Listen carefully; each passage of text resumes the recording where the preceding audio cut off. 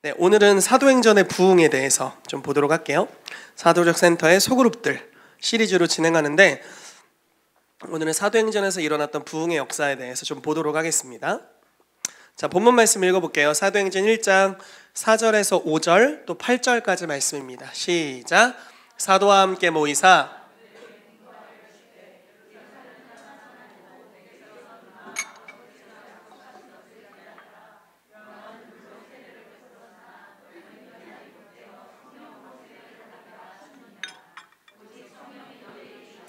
너희가 권능을 받고 예루살렘과 온 유대와 사마리아와 땅끝까지 이르러 내 증인이 되리라 하시니라. 아멘.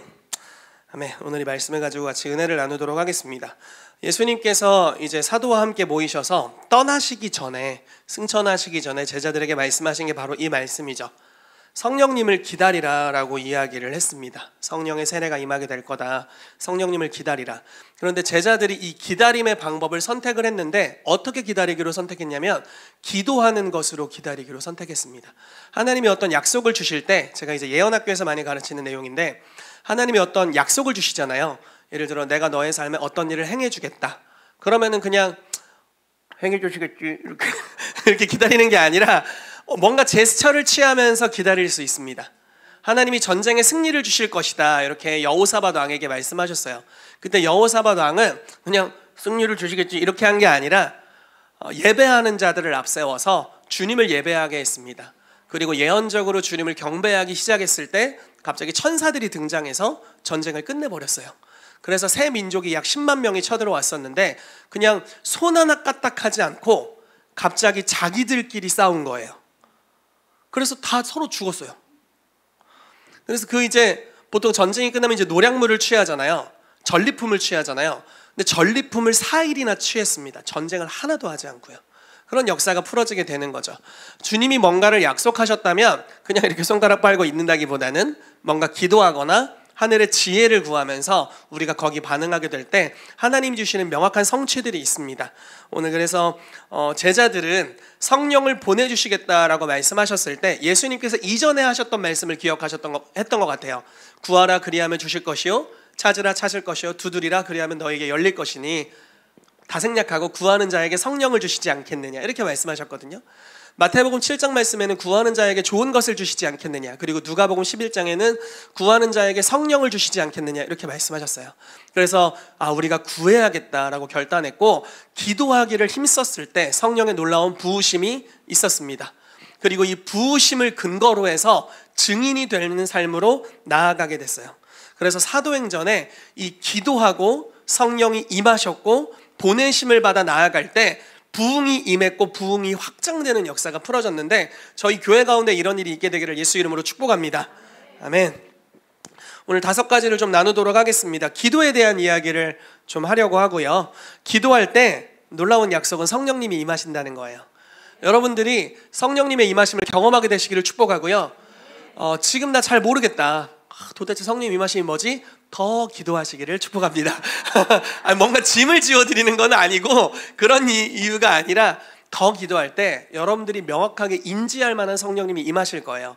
그렇게까지 나아갈 필요가 있습니다. 우리의 기도는 그보다 더한 가치가 있어요. 그 시간에 일이나 하지. 근데 기도하는 시간이 훨씬 더 가치가 있습니다. 여러분, 한 10,000명의 사람이 10년 동안 고생해도 되지 않을 일들이 성령님이 임하시면 하루아침에 돼버리는 일이 있어요. 이건 기도를 통해서만 이루어질 수 있는 일이죠. 기도를 통해서 성령님을 구하고 그분이 임하시면 단번에 이루어지는 역사들이 풀어지게 됩니다. 주님께서 저는 오늘날에도 이런 부흥의 역사를 주길 원하신다고 믿어요.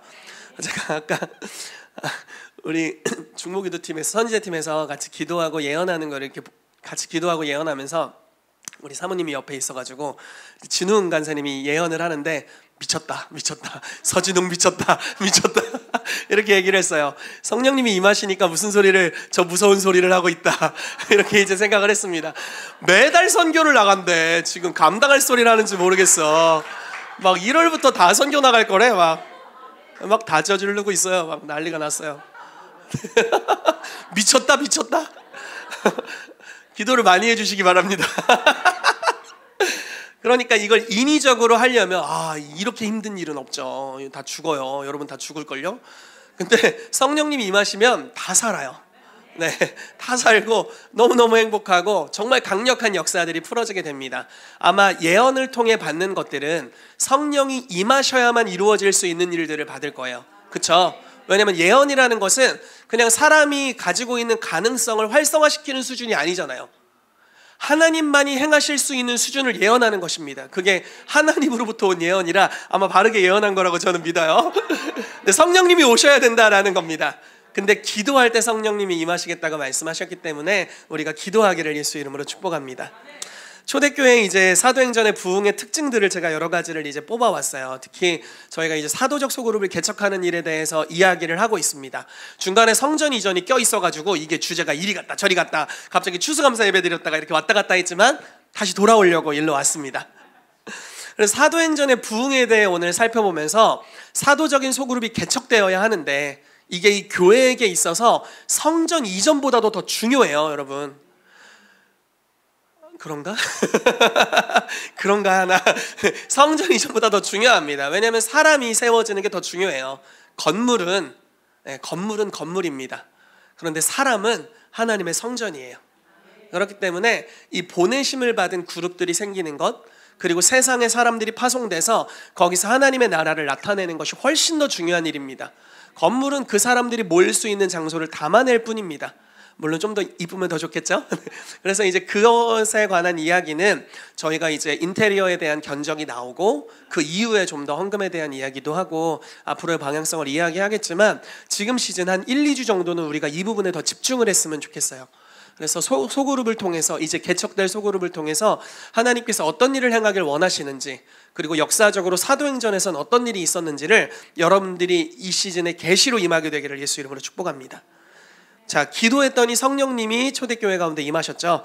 그래서 성령님이 임하시면서 영적 흐름의 변화가 생겨나게 됐어요.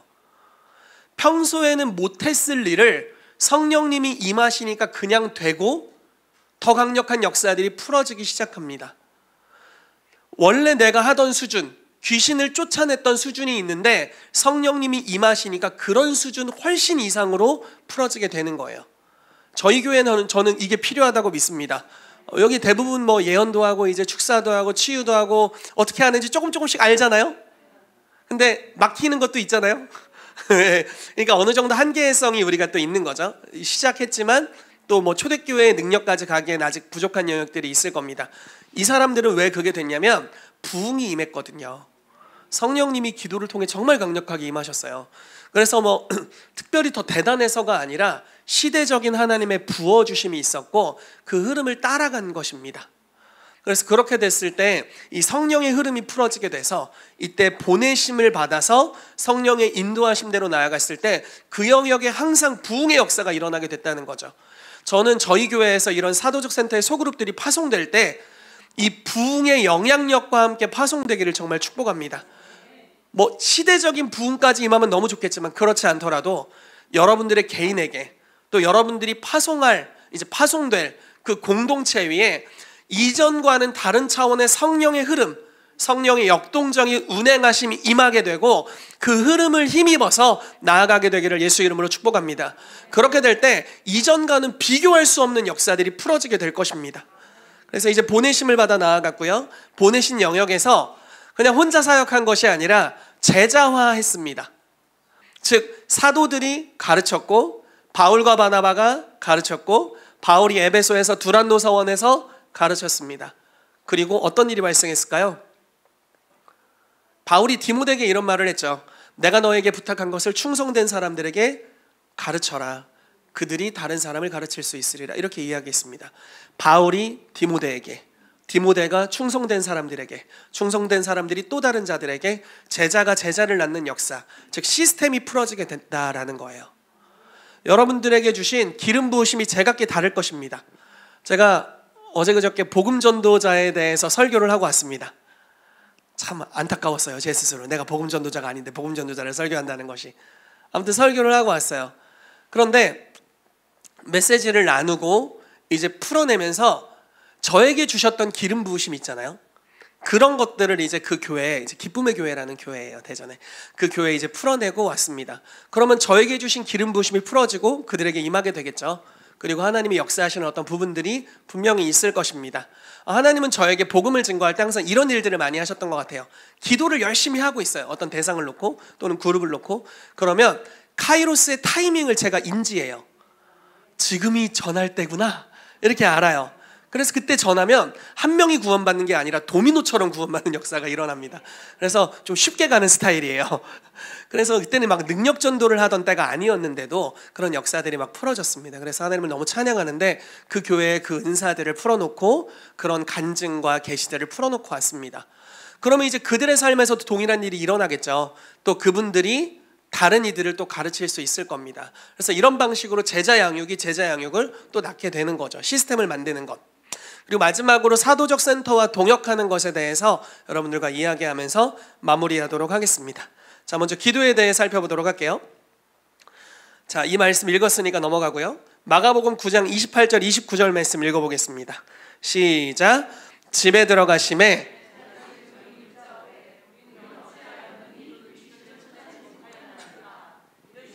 기도의 다른 것으로는 이런 종류가 나갈 수 없느니라 하시니라. 아멘. 자, 이 말씀은 우리가 아마 잘 알고 있는 말씀입니다. 잘 생각이 안 난다면 설명을 해드릴게요. 예수님이 3명의 제자와 함께 변화산에 오르셨습니다. 그리고 거기서 예수 그리스도의 그 영광스럽게 변화된 모습을 제자들 3명이 보았어요.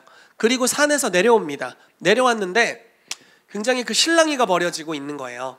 근데 어떤 사건인지 가서 지켜봤더니 한 아버지가 자기의 귀신 들린 아들을 고쳐달라고 나머지 제자들, 이제 9명의 제자들이죠, 제자들에게 찾아왔습니다. 그런데 이 제자들이 능히 고치지 못했다라고 성경에 써 있어요. 그래서 예수님에게 이제 다가오면서 얘기하는 거죠. 예수님, 제발 할 수 있거든 해주세요. 이렇게 이제 얘기를 한 거예요.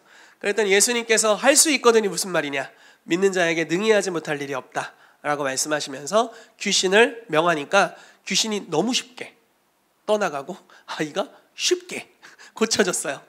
그래서 제자들이 이제 예수님한테 찾아오는 거죠. 주여, 우리는 왜 능히 하지 못했습니까? 그랬더니 예수님이 명언을 날리시는데, 여러분, 이것이 우리 가슴에 새겨지게 되기를 정말 축복해요. 자, 말씀 볼게요. 이르시되 기도의 다른 것으로는 이런 종류가 나갈 수 없느니라. 기도밖에 없다, 이렇게 말씀하셨어요. 너무 명확하지 않나요? 이거 시스템으로 되는 거 아니야. 이거 돈으로 되는 거 아니야. 이거 인맥으로 되는 거 아니다. 이런 종류의 축사, 이런 종류의 치유, 이런 종류의 기적, 뭔가를 하다가 막힘이 있을 때가 있죠.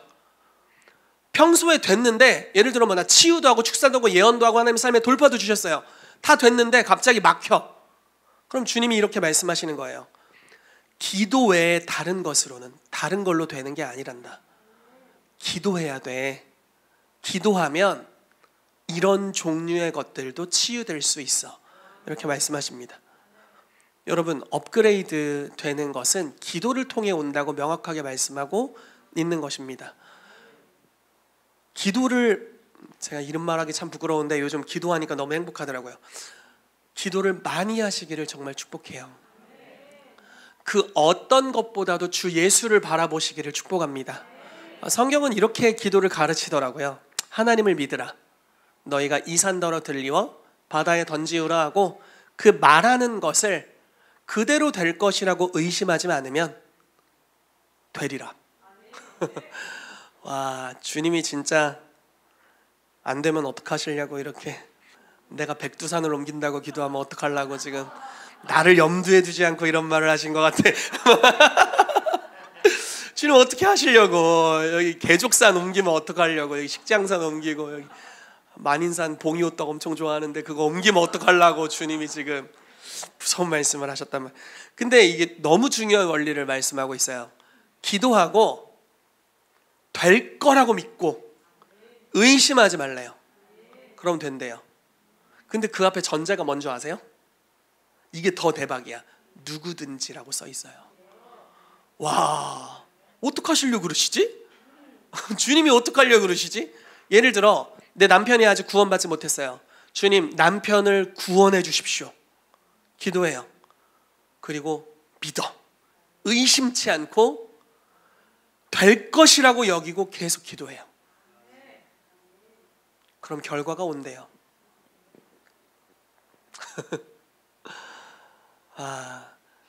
여러분, 하나님은 능히 하지 못하실 일이 없답니다. 그리고 믿는 자는 똑같아. 능히 하지 못할 일이 없대요. 하나님이 불가능이 없으신 것 같이 믿는 자도 불가능이 없답니다. 이 기도라는 통로를 통해서 그 영역으로 들어갈 수 있다라고 말씀하고 있어요. 때로는 앞길이 캄캄할 때가 있죠. 이제 앞으로 어떡하지? 캄캄할 때가 있습니다. 근데 그때 초대교회는 무엇을 했냐면 기도했어요. 예수님이 승천하시고 성령님의 약속에 대해서는 있었지만 아주 분위기는 흉흉했을 겁니다. 예수가 살아났다는 게 분명함에도 불구하고 이제 정치적으로는 그것을 거짓으로 다 매도시켜 버렸고, 돈 주고서 다 매도했잖아요. 제자들이 무덤에서 시체 훔쳐갔다 이렇게 매도했잖아요. 마태복음에 보면 이제 그 내용이 나오는데, 그래서 매도하고 아주 흉흉한 분위기였어요. 예수를 죽였는데 제자들 정도는 아무것도 아니게 생각했겠죠. 그런 흉흉한 상황에서 제자들이 기도합니다. 기도했을 때 성령님이 강력하게 임하셨죠. 그리고 베드로가 일어서서 믿음으로 말하는 순간 분위기가 완전 바뀌었어요. 야, 쟤네들 죽을 것 같으니까 술 처먹고 술 취했다 이렇게 됐었을 거 아니에요. 원래 120명이 방언으로 막 기도하는데 술 취한 것 같았잖아요. 그러니까 야, 쟤네 무서워하더니 드디어 술 취했구나, 대낮부터 이렇게 이제 했는데, 갑자기 베드로가 믿음으로 탁 한마디를 던졌는데 비방하던 자들이 주님께로 돌아왔는데 3,000명이 돌아왔습니다. 한 번의 설교로.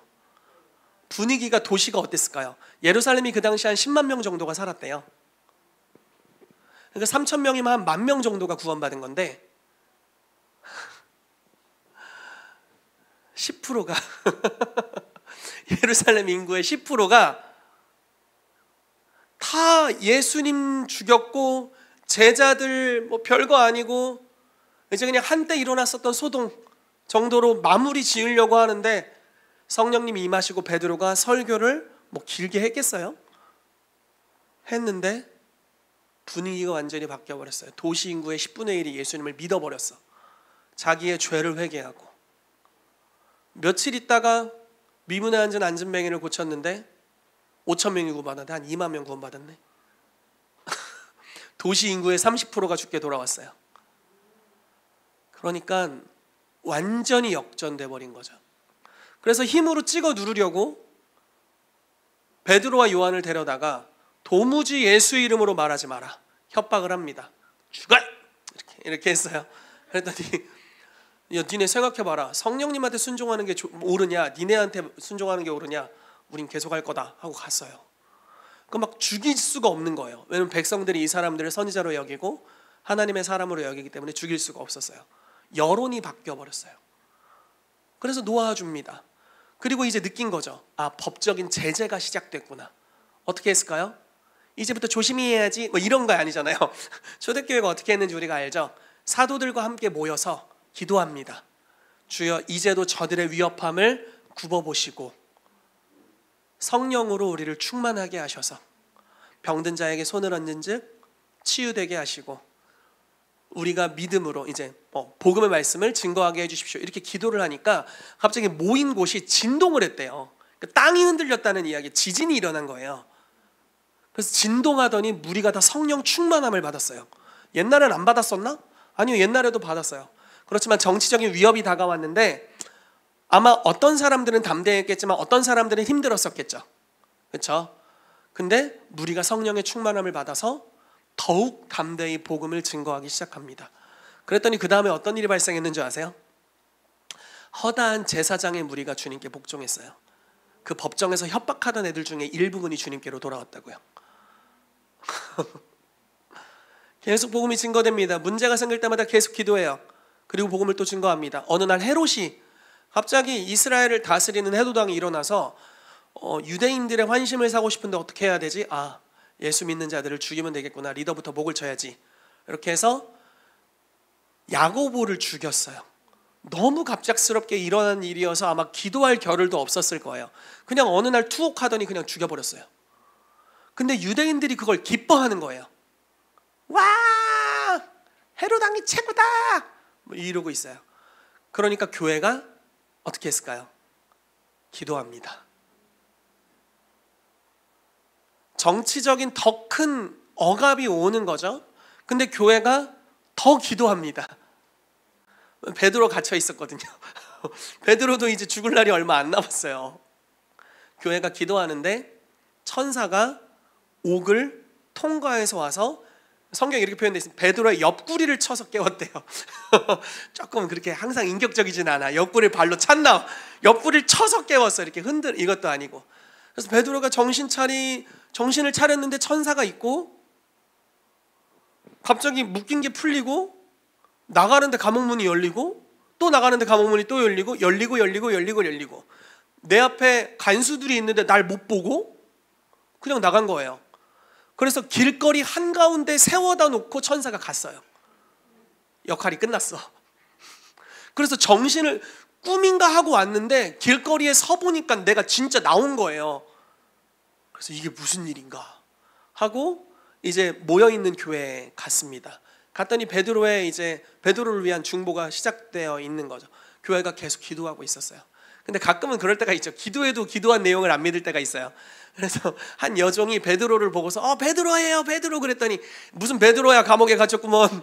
아니 베드로라고. 아이 그럼 그의 천사겠지. 베드로라니까. 해가지고 이제 문 열어줍니다. 그래서 베드로가 이제 가서 이제 안부를 전하고 이제 또 갇힐 수 있으니까 떠나죠. 그리고 나서 어떤 일이 일어났을까요? 헤롯이 죽어요. 헤롯이 죽어요. 그리고 그 다음에 주의 말씀이 흥화하여 세력을 얻게 됩니다. 더 강력하게 퍼져갑니다. 멈추지를 않아요. 왜냐하면 초대교회는 기도하는 것을 알았기 때문에. 무언가 장애물을 만나죠. 인생에 고난이 없는 게 어디 있어요. 요즘에 제가 안타깝게도 이제 옛날 어른들이 좋아했던 찬양이 좋아지더라고요. 뭐 이런 거 아세요? 나의 등 뒤에서, 진짜 힘들어했거든요. 그리고 반드시 내가 너를 축복하리라. 와, 막 심금을 울려, 심금을.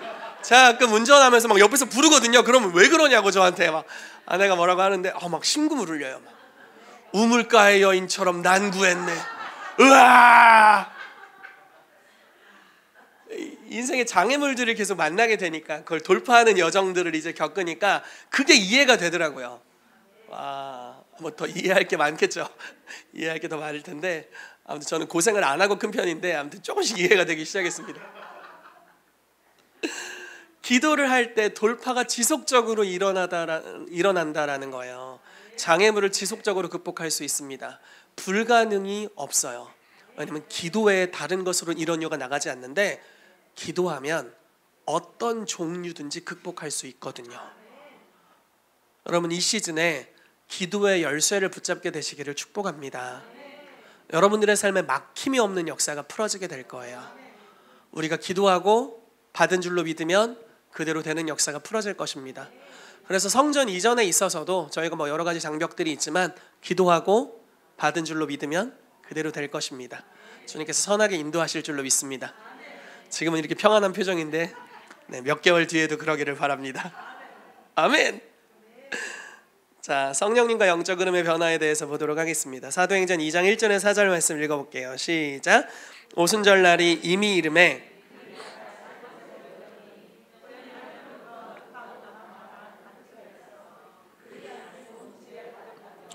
마치 불의 혀처럼 갈라지는 것들이 그들에게 보여 각 사람 위에 하나씩 임하여 있더니, 그들이 다 성령의 충만함을 받고 성령이 말하게 하심을 따라 다른 언어들로 말하기를 시작하니라. 아멘.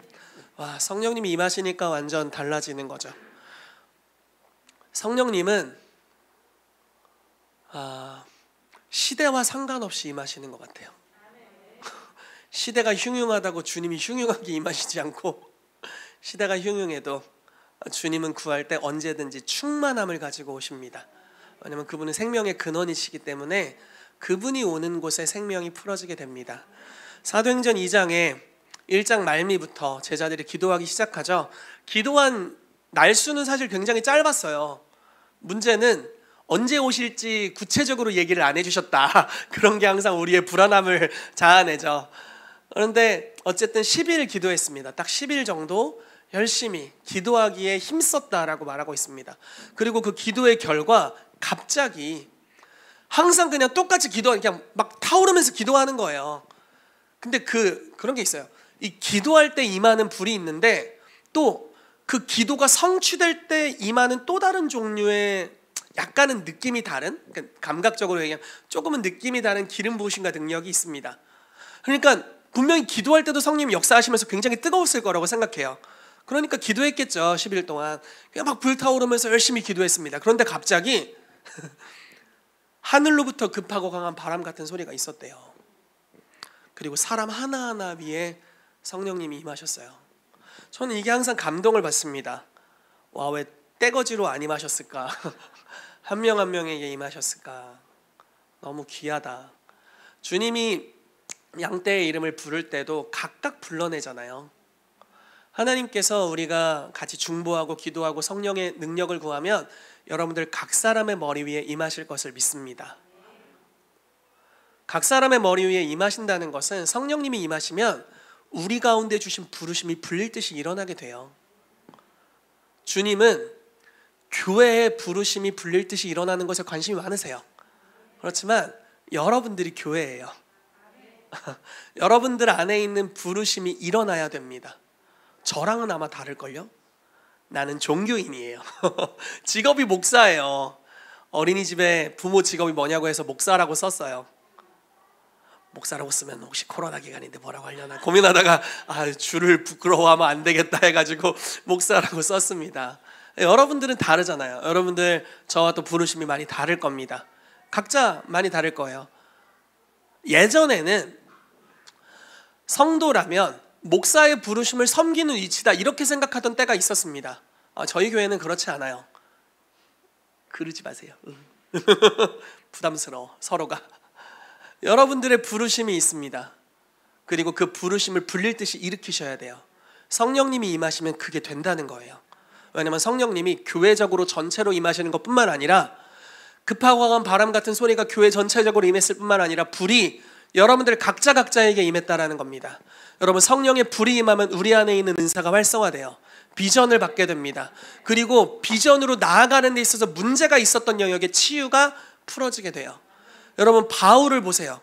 예수님 핍박하다가 눈 멀어버렸잖아요. 아나니아가 찾아가서 기도해 주죠. 성령의 충만함을 받으면서 눈이 치유됩니다. 그리고 자기의 부르심을 깨닫게 돼요. 열정이 불릴 듯이 일어나게 돼요. 예수님 박해하러 갔다가 며칠 되지도 않았는데 완전히 새로운 사람이 됐어요. 그래서 자기가 박해하던 복음을 증거하고 있어요. 일주일 뒤에. 우리 가운데 그러한 역사가 일어나게 되기를 예수 이름으로 축복합니다. 여러분들에게 성령의 불이 임하게 되기를 축복해요. 성령님이 임하시면 흐름이 달라집니다. 어려운 게 어려워지지 않게 돼요. 어려우면 안 어려워질 때까지 기도하면 됩니다. 너무 단순하지 않나요? 너무 단순해. 그냥 안 어려워질 때까지 기도하면 돼요. 우리가 기도할 때 성령님이 임하세요. 그리고 성령님이 임하시면 이걸 다른 표현으로 하나님의 영광이 임한다고 표현할 수 있는데 주님의 영광이 임하면 모든 것이 쉬워져요. 쉽게. 베드로가 설교를 얼마나 쉽게 해요. 준비한 것도 아닌 것 같아. 사도행전 2장에 성령님이 임하셨어요. 막 사람들이 모였어. 내가 모으려고 하지도 않았는데 시끄러워가지고 모였어.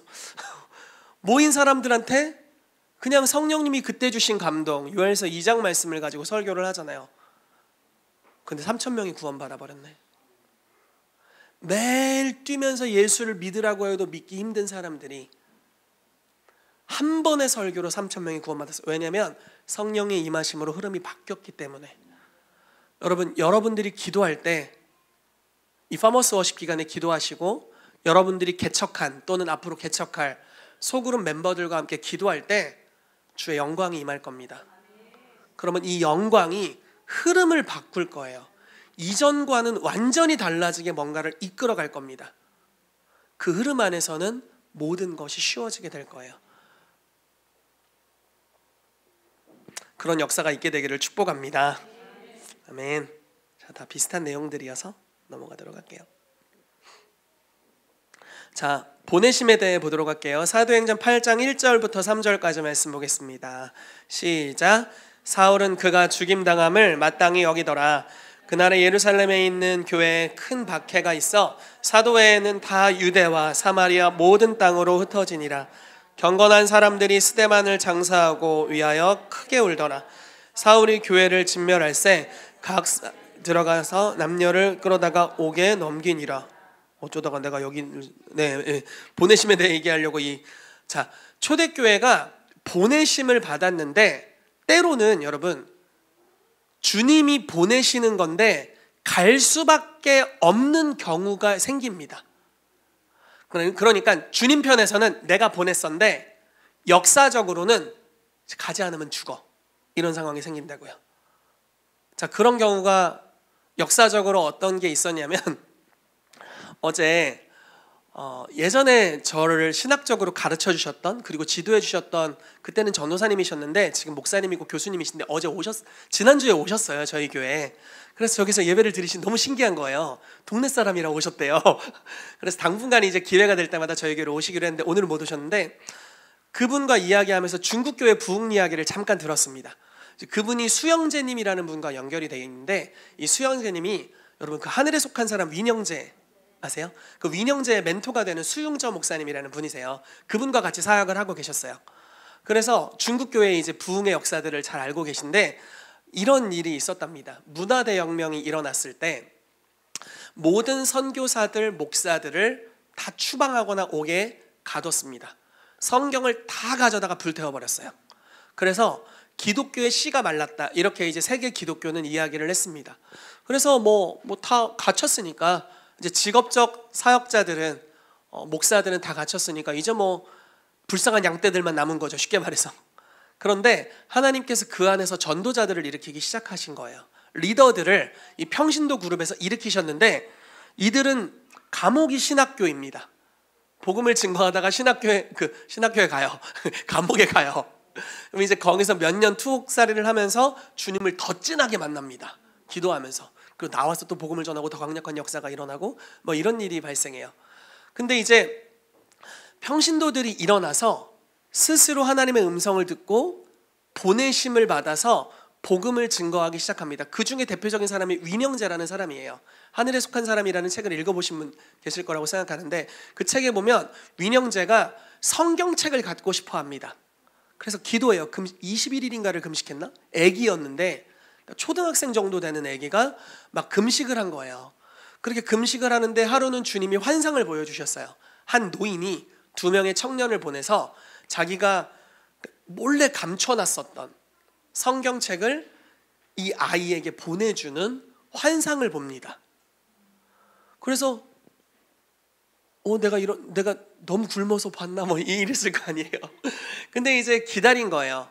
근데 진짜로 청년 2명이 성경책을 가져다 주면서 뭐라고 이야기하냐면, 옆에 마을에 한 노인이 계신데 그분이 너에 관해서 하는 음성을 들었다. 성경책을 가져다 주랜다. 성경책을 줬습니다. 이거 걸리면 죽잖아요. 막 숨겨놓고 몰래 읽는 거예요. 외우는 거예요. 마태복음을 다 외우고. 근데 어느 날 주님이 말씀하세요. 서쪽으로 가라. 그래서 서쪽으로 갔대요. 마을에 도착했어요. 할 줄 아는 게 없어. 배운 적이 없으니까. 할 줄 아는 거 마태복음 1장부터 28장. 그래서 복음의 말씀을 들으라고 하고 1장부터 28장까지를 읽어줬대요. 부흥이 터졌어요. 마을이 다 주님께로 돌아왔어요. 그리고 다시 집에 가서 이제 마가복음도 외우고 누가복음도 외우고, 그리고 또 서쪽으로 가라는 말씀을 주셔서 서쪽으로 가면서 마을들을 만날 때마다 외운 성경의 말씀들을 그대로 읽었대요. 근데 거기서 하나님의 부흥의 역사들을 행하셨습니다. 여러분, 지금 초대교회에 이런 역사가 일어난 거예요. 주님은 예루살렘, 온 유대, 사마리아 땅끝 이렇게 말씀하셨어요.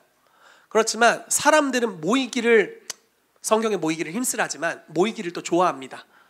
모이면 힘이 있거든요. 그래서 그냥 머물려는 경향이 있어요. 그게 이제 바벨탑 사건이잖아요. 주님이 흩어지라고 했는데 한 곳에 머물러서 탑을 쌓고 이렇게 했잖아요. 근데 주님이 아주 섭리적으로, 주님이 흩어버리기 위해 스데반을 죽였다 이러면 주님이 너무 잔인해지지만 어쨌든 섭리적으로 이 사건을 선용하셔서 믿는 자들을 흩어보내시는데, 자, 이제 흩어진 사람들이 어떤 일을 하는지 보겠습니다. 자, 8장 4절에서 8절까지 말씀입니다. 같이 읽어볼게요. 시작. 그 흩어진 사람들이 두루 다니며 복음의 말씀을 전할세 빌립이 사마리아 성에 내려가 그리스도를 백성에게 전파하니 무리가 빌립의 말도 듣고 행하는 표적도 보고 한 마음으로 그가 하는 말을 따르더라. 붙었던 더러운 귀신들이 크게 소리를 지르며 나가고 또 많은 중풍병자와 못 걷는 사람이 나으니 그 성에 큰 기쁨이 있더라. 자, 4절이 아주 중요합니다. 그 흩어진 사람들이 두루 다니며 복음의 말씀을 전할세. 흩어졌어요. 섭리적으로. 어쩔 수 없이. 왜냐하면 죽으니까. 흩어졌는데 가는 곳마다 주님이 날 보내셨다고 믿고 복음을 전하기 시작한 거예요. 근데 복음을 전한 사람 중에 대표적으로 빌립이 지금 5절에 나오죠. 빌립은 사마리아로 갔습니다. 몇 명이 갔을까요? 혼자 갔죠? 혼자 갔어요. 혼자. 초대교회에 혼자 다닌 일 거의 없거든요.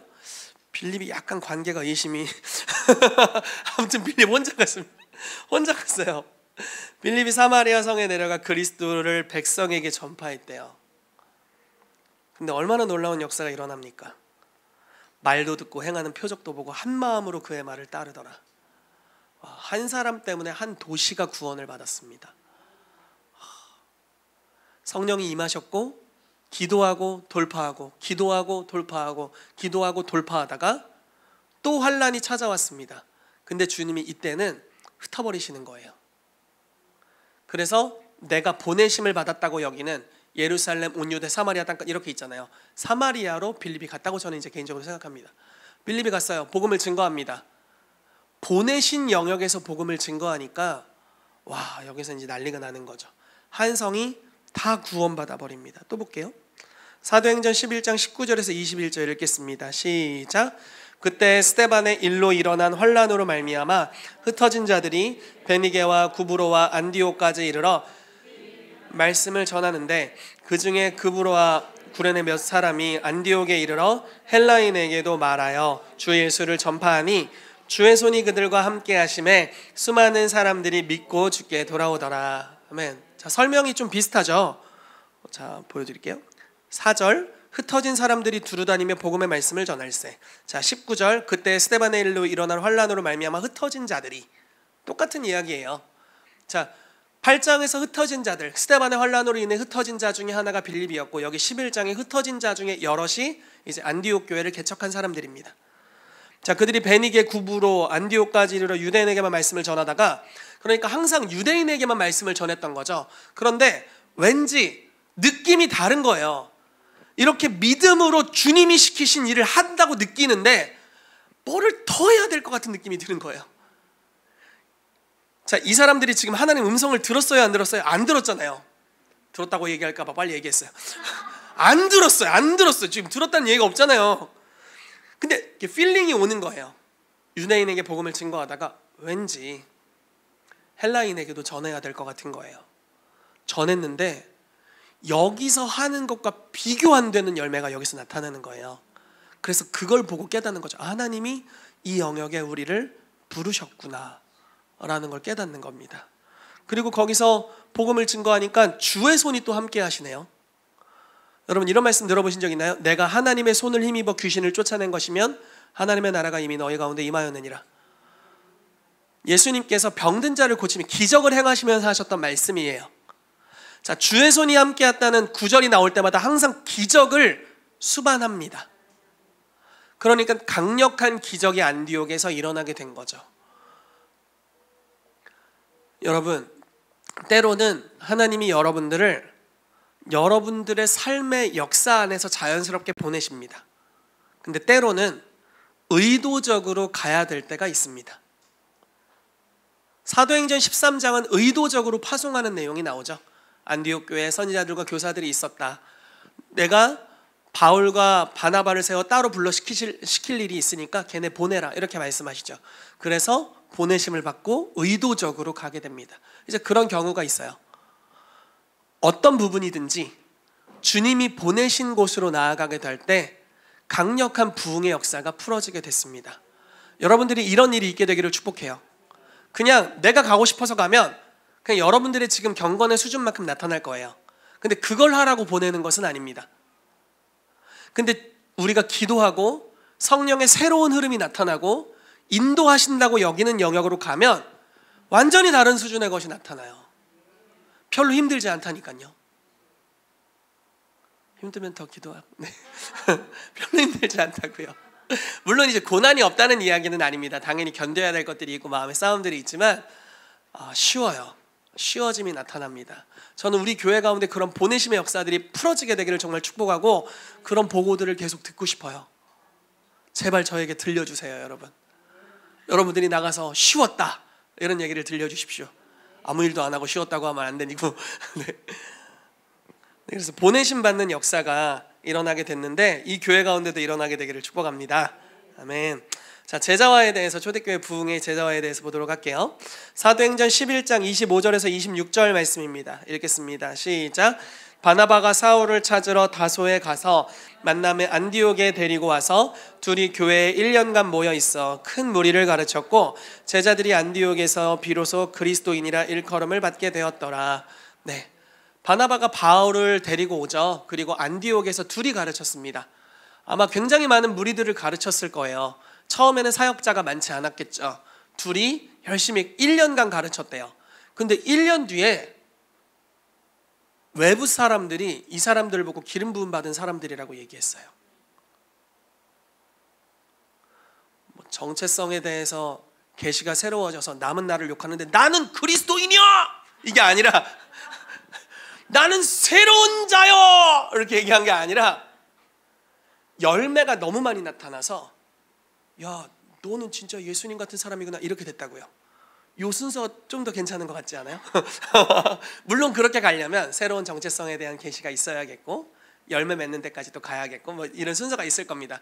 이게 또 더 괜찮은 것 같아요. 1년간 가르쳤는데 그리스도인이라는 이야기를 들었습니다. 그리고 그리스도인이라는 단어의 뜻은 기름 부음 받은, 작은 기름 부음 받은 자라는 뜻을 가지고 있죠. 바나바와 바울이 했던 사역을 그들이 똑같이 했다는 거예요. 그들의 부르심의 영역에 맞게. 바나바가 표적과 기사를 행했고 바울이 표적과 기사를 행했고 안디옥에 있는 성도들이 표적과 기사를 행했습니다. 자기의 영역에서. 그들이 하던 일을 모든 성도가 할 수 있게 됐어요. 그리고 안디옥에 더 큰 부흥의 역사가 풀어지게 되죠. 여러분, 이게 사도행전 2장에도 나타납니다. 하나의 패턴이에요. 초대교회 부흥의 패턴입니다. 12사도와 120문도에게 성령의 놀라운 부으심이 있었습니다. 강력한 능력을 받았어요. 그리고 베드로가 말하니까 3,000명이 구원받았습니다. 벌써 10,000명의 성도가 생겼잖아요. 근데 그들이 사도의 가르침을 받았다, 성경에 써 있습니다. 12사도가 부지런히 가르쳤을 거예요. 그리고 사도행전 6장에 가면 스데반이 민간의 표적과 기사를 행하더라 이렇게 나옵니다. 벌써 얼마 지나지 않았는데 베드로 같은 자가 하나 더 나왔어요. 베드로보다 설교도 더 길어. 설교문이 제일 길거든요, 스데반의 설교가. 그러니까 아주 긴 설교, 신학적으로 뭐 전혀 문제가 없는, 그리고 성령 충만하고 표적과 기사를 행하고 순교할 만한 믿음이 있는 성도가 일어났다고요. 사도들이 가르쳤을 때 사도들 같은 자들이 일어나게 됐습니다. 그리고 또 그들이 또 다른 자를 가르쳤겠죠. 자, 사도행전 19장 8절에서 10절까지 말씀입니다. 읽어보겠습니다. 시작. 바울이 회당에 들어가 석 달 동안 담대히 하나님 나라에 관하여 강론하며 권하되 어떤 사람들이 마음이 굳어 순종하지 않고 바울이 그들을 떠나 두란노 서원에서 날마다 강론하니라. 2해 동안 이같이 하니 아시아에 사는 자는 유대인이나 헬라인이나 다 주의 말씀을 듣더라. 자, 여기서 아마 생략되어 있는 분들이 있을 텐데 여러분 생각을 해봅시다. 회당에 들어갔어요. 복음을 전했습니다. 3개월간 전했대요. 긴 시간 전했죠. 근데 어떤 사람은 마음에 굳어 순종하지 않았대요. 바울은 순종하지 않는 사람들을 제자화시키지 않습니다. 어렵잖아. 어려워. 그리고 어떻게 하냐면 제자들을 따로 세우고 두란노 서원에서 날마다 강론했대요. 따로 세웠어요. 그러니까 제자화한다는 건 억지스러운 게 없어요. 사실 굉장히 자발적인 거예요. 예수님 뭐라고 하시죠? 쟁기를 잡고 뒤를 돌아보는 자는 내게 합당치 않다 이래요. 그러면 합당치 않다고 여기면 가는 거예요. 그리고 이분의 삶이 맞다고 여기면 따라가는 거죠. DNA에 대한 타협이 없어요. 이게 너무 중요해요. 여러분, 구원은 예수 그리스도를 믿으면 받게 됩니다. 모든 대가를 그분이 지불해 주셨어요. 제자가 되고 성화되는 것들은 갑자기 행위를 이야기하려는 게 아니라 좀 더 많은 은혜가 필요해요. 지속적으로 사랑을 받게 되면 주님을 사랑하는 자발적 열정이 생기게 됩니다. 그래서 그걸로 따라가게 되는 거죠. 스스로 선택하는 거예요. 내 삶을 변화시키기 위해 스스로 나의 리더를 따라가기로 결정하는 것입니다. 위에서 끌어주는 게 아니라 내가 따라가는 거예요. 이게 너무 중요해요. 그래서 리더가 되시는 분들에게도 이걸 아는 것이 너무 중요합니다. 가끔은 막 말 안 듣는 애들을 억지로 제자 영역하려고 생고생을 하는 경우들이 있어요. 그렇게 하지 마세요. 그냥 기도하세요. 기도하면 강력한 권능이 임할 거예요. 그럼 어떤 일이 발생하냐면 어떤 따르는 사람들이 자기의 삶을 포기해서라도 이걸 얻고 싶어 할 거예요. 무슨 말인지 이해되세요? 그냥 많이 기도하세요. 그러면 성령님이 여러분들의 삶에 그 부르심에 합당한 은사들을 불리듯이 일으키실 겁니다. 그래서 내가 대가를 지불해서라도 저걸 얻을 거야, 이런 사람들이 생긴다고요. 그런 사람들과 같이 가는 거예요. 그냥 가기 싫지만 가자니까 와슈. 하나님의 나라는 그렇게 호락호락하지 않아요. 그런 방식으로 들어갈 수는 없어요. 원하는 사람들 침노하는 거예요. 백화점에서 엄청 좋은 명품을 세일을 한대요. 99% 세일. 와, 눈 돌아가는 거지. 한정판이래. 막 눈이 벌써 돌아갔어. 막 눈알이 막 여기 달렸어. 막 돌아가가지고 미친 짓이 달리는 거야. 성품 좋게 남은 거 하나 가지고 가지. 누구 뭘 갖겠어 그 사람이. 아무것도 가질 수가 없어요. 하나님의 나라는 그보다 더한 거죠. 네. 그래서 여러분 어디 엄원대로 셌는데, 바울은 복음을 증거하고 자기의 삶에 하나님의 나라가 완전히 드러났죠. 그리고 그 삶의 영역으로 따라오게 했어요. 따르지 않으면 데려가지 않아요. 너 자세를 명확하게 해. 너 하나님의 나라를 선택할래? 아니면 네 마음에 있는 것들을 선택할래? 네 마음에 있는 걸 따라갈래? 가. 하나님의 나라를 따를래? 이리 와. 함께 하자. 그래서 같이 가는 거죠. 리더가 가는 만큼 따라갈 때 제자가 선생만큼 되는 겁니다. 리더가 물론 제자를 끌어주기 위해 노력하는 부분이 분명히 있을 거예요. 항상 선생님들은 더 많이 보고 더 많이 섬깁니다. 노력하는 부분이 있을 텐데 얘는 오지도 않아. 선생님이 맨날 글로 가. 그 모임 망해요. 진짜 그 모임 망합니다. 그 모임은 잘 되기가 어려워요. 선생님 좀 있으면 탈진하셨대. 링겔 맞아야 된대. 선생님 탈진하셨답니다, 여러분. 선생님이 탈진했대요. 리더가 있으면, 그리고 따르고 싶은 모델이 있으면, 하나님의 나라를 명확하게 드러내는 모델이 있다면 그 사람과 같은 삶을 살아야 돼요. 그래야 잘하면 선생만큼 된다고 성경에 써 있어요. 성경에 제자가 잘하면 선생만큼 된다 이렇게 써 있잖아요. 리더가 기준을 낮추게 해서는 안 돼요. 높은 기준을 가지고 헌신도 있는 자만 올 수 있는 모임을 만들어야 돼요. 자, 주일 예배는 그러면 안 돼요. 이 예배 누구 나오세요? 그런데 제자화되는 모임, 그건 완전 다른 이야기예요. 예를 들어 여러분이 재정사역자들을 키우기로 결단했어요. 1년에 1억을 모으는 프로젝트를 하려고 해요. 아무나 못 들어가겠죠. 근데 너무 하고 싶죠. 1년에 1억 모으고 싶잖아요. 근데 저는 1년에 1억 꼭 모을 거예요 하고 들어왔는데 지가 먹고 싶은 걸 다 먹어. 사고 싶은 걸 다 사. 마이너스 통장이 점점 늘어나. 그 사람은 어렵죠. 얼른 안녕히 가시라고, 물을 흐리기 전에 얼른 안녕히 가시라고 잘라내야 돼요. 삶을 연단하고 소비를 줄이고 재정을 모으고 주님으로부터 지혜를 받아서 더 많은 재정을 창출할 수 있게 하고 여기에 집중되어 있는 사람이 글로 갈 수 있는 겁니다. 한 예를 이야기한 거예요. 그러니까 이 제자화라는 것은 기준을 낮추면 아무것도 아닌 게 돼요. 높은 기준을 가지고 가야 합니다. 그러면 처음에는 어려운데 나중에는 열매가 나타나요.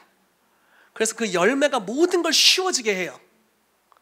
체질이 바뀔 때까지는 어렵지만 체질이 바뀌면 이제부터 열매 맺기 시작합니다. 저는 우리 교회 가운데 그런 리더들이 일어나게 되기를 축복하고요. 그런 열매 맺는 성도님들이 일어나게 되기를 바라고, 또 여러분들을 통해 충성된 자들이 일어나고 그들이 또 다른 자들을 양육하는 은혜가 있게 되기를 축복합니다. 하나님이 여러분들에게 분명한 열매를 주신 영역이 있을 거예요.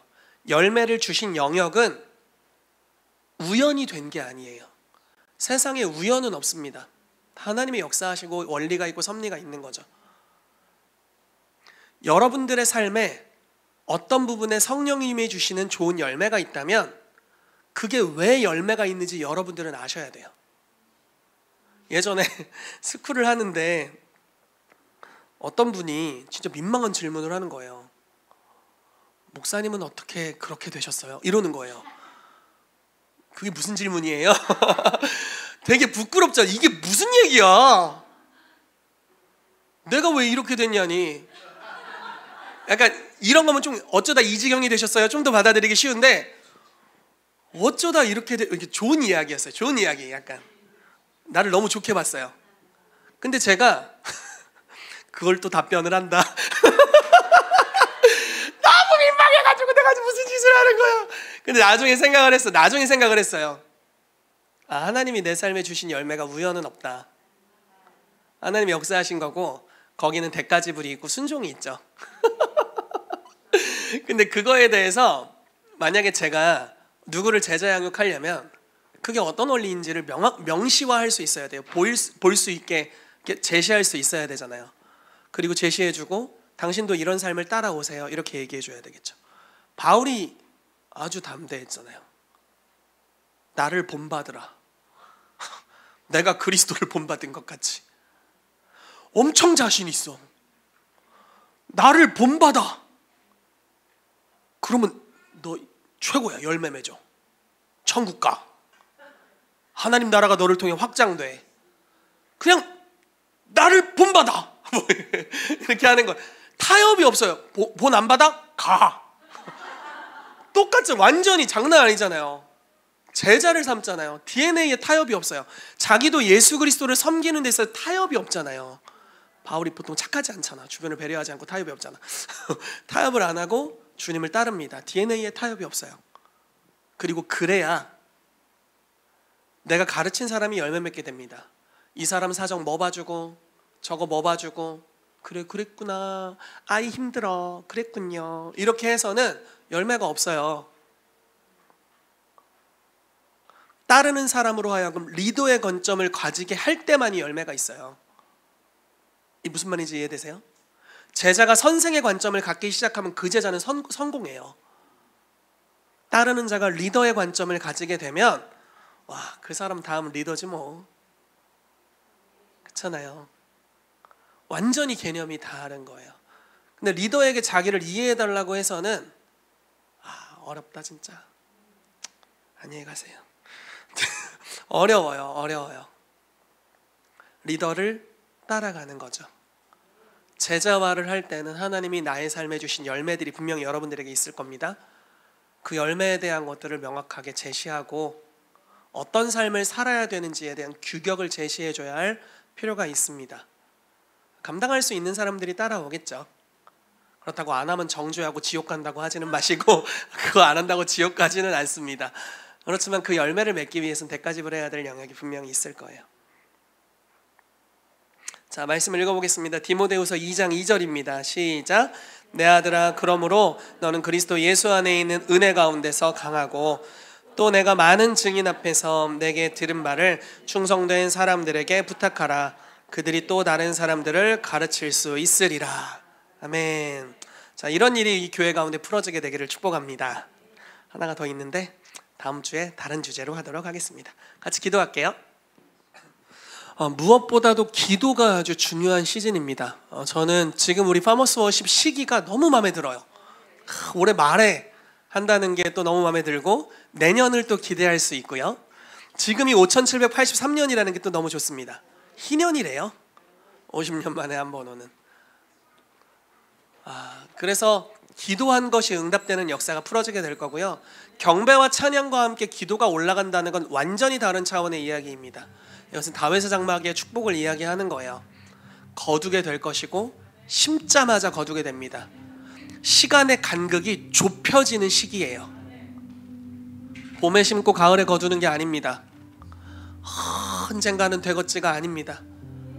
기도하자마자 돼요. 왜냐하면 주님이 지금 시즌을 압축하고 계십니다. 여러분, 이때 기도하는 것이 너무 중요하다고 믿습니다.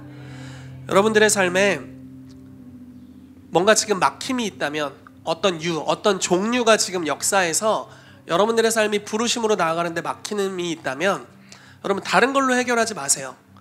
남편이 좀 더 잘해주면, 아내가 좀 더 잘해주면, 이런 걸로 해결될 게 아닙니다. 돈이 좀 더 있으면, 내가 어떤 은사가 좀 더 생기면, 이런 이유로 해결될 게 아니에요. 기도해야 합니다. 기도 외에 다른 것으로는 이런 이유가 나가지 않아요. 기도하면 주님이 역사하십니다. 기도하면 주님이 능력을 부어주시고요. 기도하면 지혜를 주시되 후히 주시고 꾸짖지 않으세요. 그리고 여러분 기도하고 받은 줄로 믿고 의심하지 마십시오. 그럼 그대로 될 것입니다. 그래서 이 시즌에 우리가 하나님, 교회가 아주 중요한 돌파의 시즌에 있는데 성전 이전도 앞두고 있고 또 소그룹을 개척하는 이런 우리에게 주신 과제들도 있고 또 각자의 삶에 하나님 당면에 있는 여러 가지 부르심의 그 영역에 있습니다. 이 시즌에 우리가 믿음으로 기도합니다. 주님, 놀라운 돌파를 주시옵소서. 우리 합심하러 같이 기도하며 나가도록 하겠습니다. 저는 주님께서 이 교회 가운데 섭리적으로 지금 많은 사람들을 콜링하시고 보내시는 시즌이라는 감동이 있습니다. 여러분들이 처해 있는 환경, 상황 가운데로 그냥 자연스럽게 가시는 분도 있을 수 있고요. 어떤 분들은 주님께서 특별히 감동을 주셔서 내가 따로 불러시키는 일을 위하여 네가 이제 이 영역으로 갔으면 좋겠다고 감동을 주시는 분들도 있을 거라고 믿습니다. 우리가 기도할 때 성령님이 임하십니다. 그분은 전체적으로 임하실 뿐만 아니라 불에어같이 갈라지는 것으로 각 사람의 머리 위에 임하십니다. 그분이 임하시면 우리 안에 부르심이 일깨워집니다.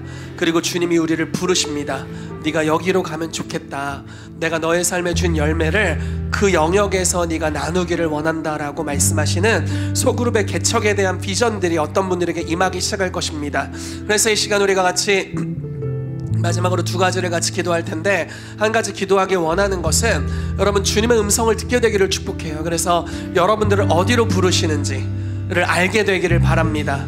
단지 그냥 여러분들의 자리에 앉아서 혼자 신앙생활하는 차원으로는 여러분들의 인생이 너무 아깝습니다. 하나님이 여러분들에게 성령을 보내주신 것은 증인이 되게 하려 함입니다. 그래서 여러분들을 보내셔서 예루살렘, 온 유대, 사마리아 땅끝으로 나아가게 하실 것입니다. 성령님이 여러분들의 삶에 임하셨고 또 임하실 것인데, 주님, 내가 보내신 영역에 나아가길 원합니다라고 결단하는 기도로 한 영역 나아갔으면 좋겠고요. 또 하나의 영역은 여러분들에게 붙여질 사람들 또는 붙여진 사람들을 잘 제자로 양육할 수 있는, 그래서 여러분들의 삶에 주신 열매가 그들의 삶에서도 일어나게 하는 그런 하늘의 전략과 지혜가 여러분들에게 풀어지게 되도록, 리더십의 은사가 풀어지게 되도록 같이 기도했으면 좋겠습니다. 그래서 이 두 가지를 위해 기도합시다. 주님, 주께서 우리를 보내신 영역에 우리가 가겠습니다. 우리 가운데 말씀하여 주십시오라고 결단하는 기도로 나아가시고, 주여 하늘의 전략을 주셔서 우리 가운데 주신 열매를 가지고 잘 제자화할 수 있도록 우리를 사용하여 주시옵소서. 같이 기도하겠습니다. 살아계신 하나님 감사합니다. 킹스주빌리 교회 가운데 사도적 센터의 소그룹들이 개척되는 역사가 풀어지게 되도록 주여 일하여 주시옵소서. 우리가 이 일들을 감당할 때 우리 어깨에 무거운 짐으로 감당하길 원하지 않고, 우리가 기도할 때 어떤 종류의 어려움이든지 돌파하는 성령의 능력이 풀어지게 되어서 주님 새로운 차원의 영적 흐름 안에서 모든 것이 쉬워지고, 우리가 보내심 받은 영역으로 나아가서 그 영역에서 하나님이 우리의 삶에 주신 기름 부으심과 계시를 나누고 그것들을 사람들에게 풀어놓을 때 그들이 충성된 자들을 가르치고 또 다른 자를 가르쳐서 수많은 성령님의 열매가, 주님의 씨앗들이 열매 맺는 것을 우리가 보게 되도록 주여 이 대전 전 지역에 뿐만 아니라 청주와 흩어져 있는 모든 성도들이 있는 모든 영역에서 열매 맺는 역사가 풀어지게 되도록 주여 이 시즌에 킹스주빌리 교회를 사용하여 주시옵소서. 지금은 우리 주 예수 그리스도의 은혜와 하나님의 사랑하심과 성령님의 교통하심이 오늘 기도라는 천국의 열쇠를 가지고 우리의 한계를 돌파하기로 결정한 킹스주빌리 교회 모든 성도들의 삶 위에 이제로부터 영원까지 함께 있을지어다.